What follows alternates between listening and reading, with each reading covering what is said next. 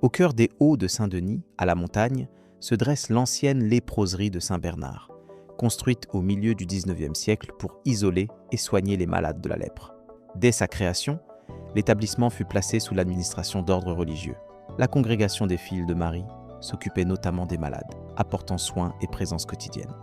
La vie à Saint-Bernard était marquée par l'isolement et la routine des soins.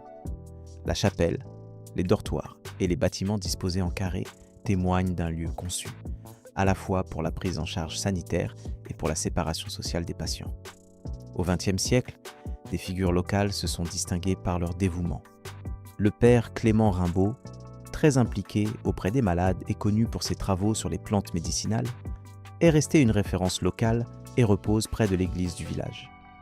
L'établissement a cessé sa fonction de léproserie au début des années 1980. Les sources indiquent 1981 ou 1982, selon les documents consultés. Et les derniers pensionnaires furent rendus à leur famille au moment de la fermeture. Après plusieurs périodes de dégâts, notamment causés par des cyclones, et de réparation, le site a été restauré et inscrit au titre des monuments historiques en 2015. Il a depuis été réutilisé pour accueillir des services de proximité. Cabinet médical, commerce, boulangerie, restaurant, etc. Transformant un lieu d'exclusion en un espace de mémoire et de vie collective. Aujourd'hui, la léproserie de Saint-Bernard reste un témoin puissant.